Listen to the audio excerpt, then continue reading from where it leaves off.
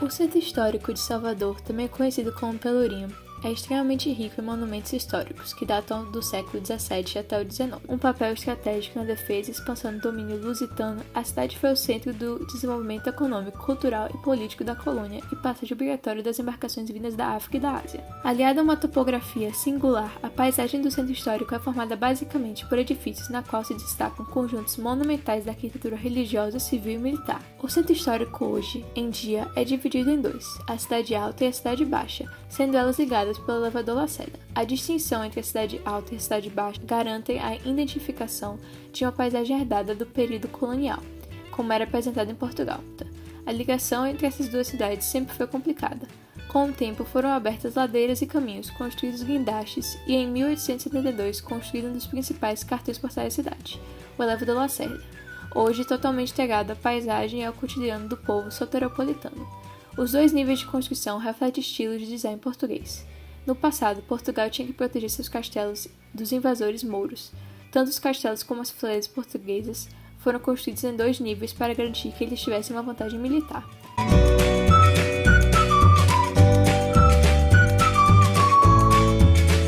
As frases do Pelourinho têm muitas semelhanças com as de Portugal, como as casas coladas umas das outras, os azulejos, os vários tipos de janelas se diferenciam pela sua época em sua arquitetura e muito mais.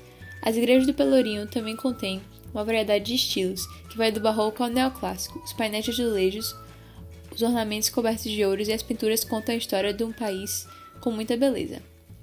É local onde fé e arte se misturam e proporcionam ao visitante uma viagem no tempo. O centro histórico é caracterizado por sua fidelidade ao plano do século XVI, a densidade de seus monumentos e a homogeneidade de sua construção em um local montanhoso e pitoresco que embeleza o urbano cenário. Em 1985, foi honrado como Patrimônio Mundial da Humanidade pela Unesco. O centro histórico é famoso por ter várias ruas, incluindo igrejas, cafés, restaurantes, lojas e os edifícios em tons pastéis.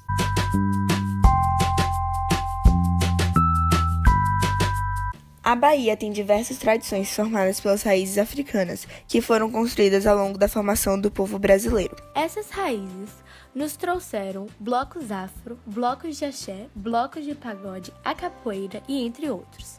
O carnaval se destaca quanto à presença africana na Bahia, pois compõe ritmos, resistência à escravidão, religiosidade, muita dança, roupas diferentes e várias expressões trazidas ao decorrer da nossa história. A culinária baiana predomina com muitas raízes africanas também. Nossos pratos típicos como acarajé, caruru, vatapá e moqueca são exemplos. Todos esses pratos são separados com azeite de dendê, que foi extraído de uma palmeira da África e trazida ao Brasil nos tempos coloniais.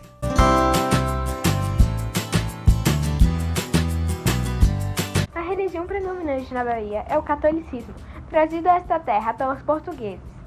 Estes colonizadores, ao chegar no Brasil, tentaram converter à força os índios escravos negros, obrigando-os a abandonar as suas próprias crenças. Mesmo assim, estas crenças indígenas, e particularmente a religião africana, eram tão fortes e enasiadas que conseguiram sobreviver à perseguição católica.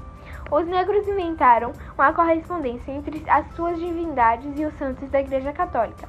Assim, eles podiam celebrar cultos aos seus próprios deuses, sob o pretexto que estarem cultando os santos católicos. E o baiano, mesmo indo ao terreiro de sua preferência, não deixa de frequentar essas igrejas de reverenciar os santos católicos.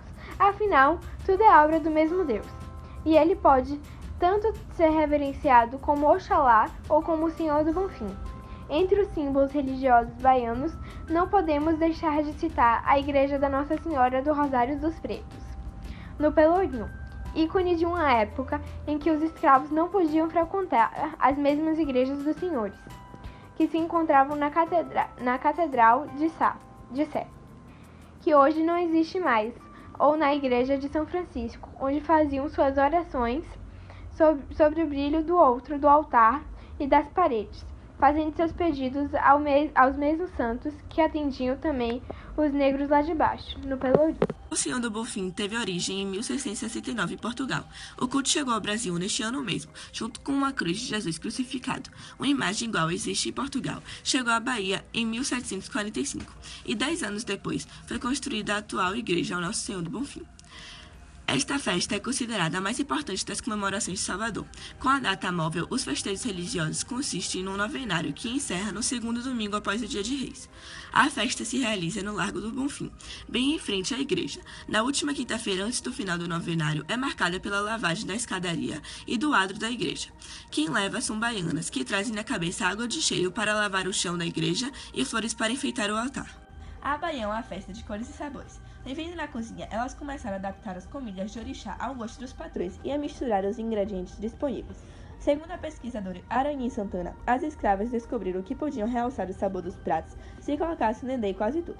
Desde as moquecas até as galinhas de xinxim, passando pelo caruru dos ibejis, ouriços gêmeos, São Cosme e São Damião, no sincretismo com a religião católica.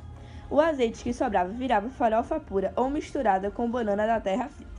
Usando leite de coco, elas temperavam ensopados, moquecas e escabeches. O bagaço virava cocada branca ou preta, quando era misturada com melaço de cana ou rapadura. O caldo que sobrava do cozido português podia ainda não ser misturado com a farinha de mandioca dos índios e virar um pirão.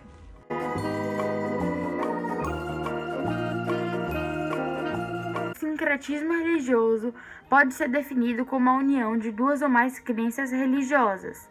Os senhores de engenho portugueses que colonizaram Salvador conheciam o poder que as religiões tinham para causar revoltas e guerras.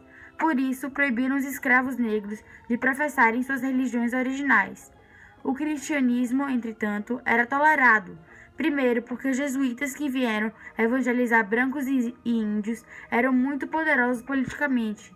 E também porque, na visão do catolicismo, o sofrimento era um caminho para a salvação, e por isso poderiam amansar os revoltos. Para contornar essa proibição, os escravos começaram a disfarçar seus deuses como santos católicos, e adoravam-nos.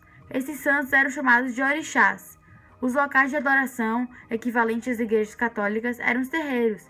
Apesar dos esforços dos portugueses, jamais conseguiram eliminar orixás e terreiros da Bahia. Eles conviveram lado a lado com o catolicismo. Hoje, estima-se que existem mais de 2.000 terreiros em Salvador. O número de terreiros supera a de igrejas. A religião dos orixás, que chegou junto com os escravos vindos da África, trouxe para a Bahia seu principal aspecto. Na Bahia, quem manda são os orixás, os deuses e entidades africanos que não abandonaram seus filhos no longo trajeto além-mar. A religião católica, dentro desse sincretismo religioso da Bahia, não fica para trás.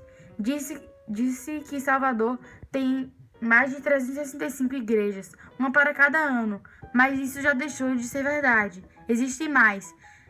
E o baiano, mesmo indo ao terreiro de sua preferência, não deixa de frequentar essas igrejas, de reverenciar os santos católicos. Afinal, tudo é obra do mesmo Deus, e ele pode tanto ser reverenciado como Oxalá ou como o Senhor do Bonfim. A famosa igreja do Nosso Senhor do Bonfim é um dos melhores exemplos de como o sincretismo vigora até hoje.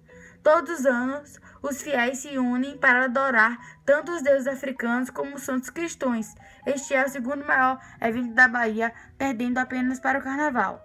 O ritual da lavagem da escadaria da Igreja do Bonfim ocorre em janeiro, no segundo domingo após o Dia dos Reis, 6 de janeiro. A procissão de 8 quilômetros até a ladeira do Bonfim inicia-se às 10 da manhã na frente da igreja de Nossa Senhora da Conceição da Praia, na Cidade Baixa. De lá, 500 mulheres com o tradicional vestido de baiana partem em direção ao Bonfim. Na igreja, usam água e lavanda para lavar os dragais, cantando hinos do candomblé. A cada ano, milhares de brasileiros e estrangeiros visitam o terreiro de Salvador para receber as graças do Babalorixá e também visitam as igrejas para reverenciar os santos católicos.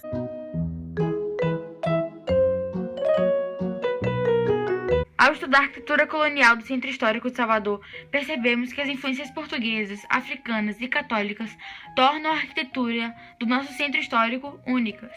As casinhas coladas umas nas outras, as janelas, as igrejas de uma torre só, as fachadas e as eiras, beiras e tribeiras trazem um encanto e charme para o nosso centro histórico. As mais de 365 igrejas e aproximadamente 2.000 terreiros enriquecem nossa cultura e, por isso, nós, como um grupo, somos muito orgulhosos da linda arquitetura da nossa cidade pátria.